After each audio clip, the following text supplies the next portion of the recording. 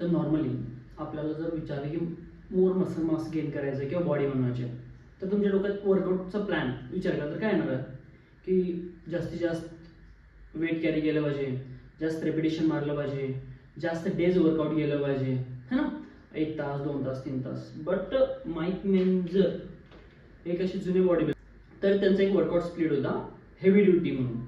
तर त्यांचा आजच्या आपल्या बिझी शेड्यूलमध्ये एक नंबर वर्कआउट आहे.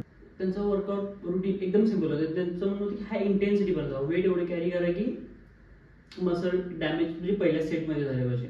जर तुमची एनर्जी असेल की बाबा तुम्ही दुसरा सेट, तिसरा सेट, चौथा सेट घेऊ शकताय, वेट वाढवू शकता, तर तेच वेट तुम्ही पहिल्या सेटलाच का नाही घेत. तुम्ही तेवढं जर तुमची लिमिट पहिल्या सेट तुम्ही 20 kg चेस्ट प्रेस घेत असेल, नंतर 25 असेल, नंतर 30 असेल, जर तुमच्या तेवढी एनर्जी आहे 30 kg घेण्याची तर तुम्ही पहिलंच घ्या ना. तर त्या हिशोबाने त्यांचा एक वर्कआउट स्प्लिट आहे एकदम सिम्पल आणि हार्डली अर्धा तास तुमचा पूर्ण वर्कआउट फिनिश करण्याचा. आणि ते सगळं असं नाही की रोज जायचं सोमवार मंगळवार बुधवार ना, जस्ट सोमवार गेला तर मंगळवारी सुट्टी.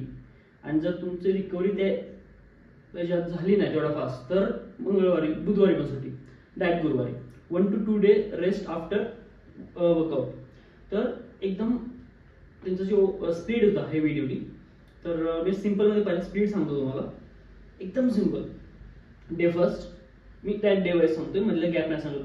एक नॉर्मल आहे की एक वर्कआउट झाला तर तुम्हाला 1 ते 2 दिवसाची रेस्ट घेणे कंपल्सरी आहे आणि खूप कंपल्सरी आहे. जर तुम्ही सेकंड डे जाण्याच्या एबल असाल, तुम्ही जाऊ शकत असाल, आज मी घेतला बॅक चेस्ट आणि सेकंड डे तुम्ही जाण्याच्या ह्याचा असेल तर तुम्ही चेस्ट आणि बॅक मारलाच नाही, तुम्ही त्या इंटेन्सिटीवर त्याला तुम्ही हिटच नाही केला. ओके, तर त्यांचा पहिला workout first day chest and back. तुम्हाला विश्वास नाही बसणार की एवढा लवकर वर्कआउट संपू पण शकतो त्यांचा खरं तर त्यातला पहिला सेट पेग डेक फ्लाय. त्याला अल्टरनेटिव्ह तुम्ही कोणती पण फ्लाय मुवमेंट घेऊ शकता, पेग डेक घेऊ शकता, डंबल फ्लाय घेऊ शकता किंवा केबल फ्लायज पण घेऊ शकता, ॲज यू विश. ओके, कोणतीही घेऊ शकता फ्लाय. आणि त्याच्या लगेच इन्स्टेड म्हणजे as a super set incline bench press, एक फ्लाइंग एक्सरसाइज आणि इन्क्लाइन बेंच प्रेस. बट तुम्हाला एक as a 1 to 2 warm up set warm up करायची काही गरज नाही तुम्हाला, जास्त उशीर स्ट्रेचिंग वगैरे नाही, काहीच नाही. त्याच्या म्हणण्या हिशोबानं जे तुम्ही सेट घेणार आहे त्याचे 1 ते 2 लायटर व्हर्जन तुम्ही ॲज अ वॉर्मअप पण घेऊ शकताना घ्यायचंच आहे. तर लाईट वेट त्याचे 2 set as a cable fly किंवा पेग डेकचे 2 सेट घेतले. आणि एकच चान्स आहे, एक फ्लाय मुवमेंट पेग डेकच घेऊ आपण. पेग डेकची एक फ्लाय मुवमेंट रेपिटेशन 8 ते 9 किंवा 7 ते 9 त्यामध्ये जेव्हा गेलीच नाही पाहिजे एवढं वेट तुम्हाला घ्यायचं. आणि ऑब्वियस गोष्ट तुम्हाला ह्यासाठी एक पार्टनर लागणार आहे. विदाउट पार्टनर तुम्ही ती इंटेन्सिटी हिटच नाही करू शकत, तुम्ही त्या लेवलपर्यंतच नाही पोहोचू शकत विदाउट पार्टनर. ठीक आहे, तर ठीक आहे, एक फ्लाय मुवमेंट घेतली की लगेच त्याच्यानंतर इन्क्लाइन बेंच प्रेस, त्याचा पण एकच set as a super set लगेच झाले की त्याचे पण 8 ते 10 रेपिटेशन. आणि वेट असं घ्यायचं आहे की तुम्हाला ते 7-8 ट्रेपच्या वर गेलं नाही पाहिजे. इव्हन 4-5 पर्यंत जाण्या इतकं वेट जरी घेतलं हेवीएस्ट आणि मागं सपोर्टला ऑब्वियस एक जिम प्रो पाहिजे. ठीक आहे, झाली आपली चेस्टची एक्सरसाइज खतम, एवढंच आहे. त्यानंतर 1 दिवस रेस्ट. तुला जर वाटणार काय वर्कआउट आहे झालं, ठीक आहे, चेस्ट झालं. त्यानंतर लगेच बॅक एक्सरसाइज, त्यामध्ये एक लॅट पुल डाऊन. ह्याला काही वॉर्मअपची गरज नाही, तुम्ही चेस्ट मारला तुमची ऑब्वियस गोष्ट आहे की बॉडी वॉर्मअप झालेली असते. एक लॅट पुल डाऊन असेल, ठीक आहे, सेम त्यात पण 8 ते 10 रेपिटेशन किंवा त्याही कमी. ठीक आहे, आणि त्याच्या लगेच instead as a super set lat pullover किंवा डेडलिफ्ट. ठीक आहे, किंवा केबल रोईंग जर मशीन असेल तरी ती सुद्धा सेम, त्याची पण 8 ते 10 रेपिटेशन फुल हेवी. एका सेटमध्ये एवढं वेट घ्या की तुम्हाला ऑब्वियस गोष्ट तेवढी ती एनर्जी उठलीच नाही पाहिजे. आणि एक डेडलिफ्टचा सेट झालं, आपला फर्स्ट डे खतम. ठीक आहे, त्यानंतर बाकीचं 1 ते 2 दिवस ॲज पर किती डॅमेज झालंय. आणि हे मेन नर्वस सिस्टीमवर आपल्याला किती वाटतं की रिकव्हरी होते, मसलची रिकव्हरी एखाद्या दिवशी होते, पण नर्वस सिस्टीमची होत नाही, लवकर होत नाही. ठीक आहे, त्यानंतर एक गॅप घेतल्यानंतर leg day, just legs. Okay, त्यामध्ये एक लेग एक्सटेन्शन, ठीक आहे. नॉर्मली ॲज अ स्क्वॉटला पहिला एक्सरसाइज असते स्क्वॉट्सला हे करण्यासाठी लेग एक्सटेन्शन, आणि लगेच इन्स्टेड ऑफ त्याला सुपर सेट म्हणून स्क्वॉट्स घेऊ शकता किंवा लेग प्रेसची मशीन, ठीक आहे. सेम आहे, त्यात पण काही चेंज नाही. 8 ते 10 रेपिटेशन, वेट एवढे की त्याच्यावर गेलं नाही पाहिजे. सपोर्टला एक मित्र ऑब्विस पाहिजे बॅकला, कारण की जे लास्टचे 2 रेप आहेत ना ते तुम्ही विदाउट तुमच्या पार्टनर तुम्ही नाही घेऊ शकत. एक लिमिट असेल, तुम्ही स्वतः पुश नाही करू शकत, तर तुम्हाला पुश करायला कोणतरी एखादा तुमचा पार्टनर तुम्हाला हवा, ठीक आहे. स्क्वॉट झाले आणि थोडा रेस्ट घेऊन 2 मिनिट 5 मिनिट इथं तुम्ही रेस्ट मोठा घ्या. असं काही नाही लगेच 2 मिनिटांनंतर घे, 3 मिनिटांनंतर नाही, 4-5 मिनिटाचा निवांत रेस्ट घ्या. बॉडीमध्ये ऑक्सिजनची लेवल पण फुलफिल होऊन जाऊ दे.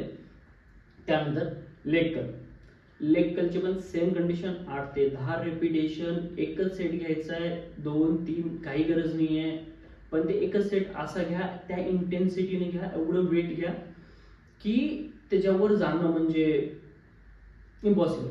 लास्ट लेग्समध्ये काफसाठी कोणती पण एक्सरसाइज घ्या तुम्ही, काफ रेजेस, ठीक आहे, कोणती घेऊ शकता. त्याचा पण एकच आहे. झाला आपला लेग डे खतम, ठीक आहे. थर्ड एक्सरसाइज त्यांची येते शोल्डर अँड आर्म्स, ठीक आहे. त्यामध्ये पहिली एक्सरसाइज शोल्डरसाठी लॅटरल रेजेस. सेम परत 8 ते 10 किंवा 7-8 धरू आपण करतात, एका दुसरा वर खाली, ठीक आहे. 8 रेपिटेशन लॅटरल रेजेसचे, आणि लॅटरल रेजेसला ऑब्वियस आहे विदाउट पार्टनर ते होतच नाही, ठीक आहे. वेट लेस असते आणि ती पोचत नाही का, तर पार्टनर ऑब्वियस गोष्ट आहे. एक पार्टनर खरंच चूज करा. विदाउट पार्टनर तुम्हाला ती इंटेन्सिटी पोचणार नाही, ते रिअल पण वाटणार नाही की अरे हां आज एक्सरसाइज केलो, काय एवढं पण काही नाही आहे, उद्या मी जाऊ शकतोय, माझं नाही असं काय डॅमेज झाले, कारण की तुम्ही त्या लेवलवर पोचलेलाच नाही आहे. आणि विदाउट पार्टनर तुम्ही पोचणार पण नाही. मी ट्राय केला, मी खूप एक्सरसाइज केली, 2 महिने मी करतोय, नाही पोचत, ते विदाउट पार्टनर नाही पोचत, ठीक आहे. एक ऑब्वियस गोष्ट आहे, एक चांगला जिम प्रो का. ओके, लॅटरल रेजेस 4, आणि लॅटरल रेजेस झाले की लगेच as a super set press movement, कोणती पण, शोल्डर प्रेस, डबल प्रेस घ्या, बारबेल प्रेस घ्या, ठीक आहे. कोणती पण तुम्ही चूज करा, असं काय हे नाही की, ठीक आहे. एक प्रेस मुवमेंट 2 सेम तीच हेवी वेट, 8 रेपिटेशन, हाय इंटेन्सिटी, ठीक आहे. त्यानंतर रेस्ट.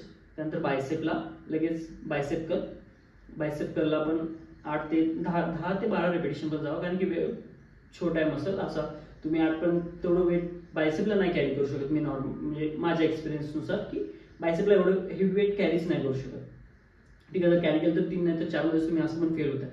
आणि जिथं 8-10 7-8 पण जाऊ शकतं, ते 10-12 पण जाऊ शकतं वेट. तर ठीक आहे, वेट एवढं घ्या की 10-12 रेपिटेशन पर्यंत तुमचे बायसेप कर एकच सेट होणार आहे, ठीक आहे. झालं बायसेप खतम. एवढाच तुमचं बायसेप ओव्हर होईल. छोटा मसाला आहे, लोड द्यायची गरज नाही. आणि त्यानंतर ट्रायसेपला रेस्ट घेऊन क्लोज ग्रिप बेंच प्रेस घ्या, स्कल क्रशर घ्या, किकबॅक घ्या, ठीक आहे. कोणती ट्रायसेप छोटा मसाला, असं काही व्हेरिएशन नाही आहे, असं म्हणजे जास्त व्हरायटी की हे घ्या ते घ्या किंवा हेच घ्या असं नाही आहे. कोणतं पण तुम्हाला आवडणार आहे. एक ट्रायसेपचं त्यांनी मेन्शन केले म्हणजे ते जास्त करत होते क्लोज ग्रिप बेंच, ठीक आहे, ते तुम्ही घेऊ शकता. झालं एवढं जबरदस्त त्यांचं.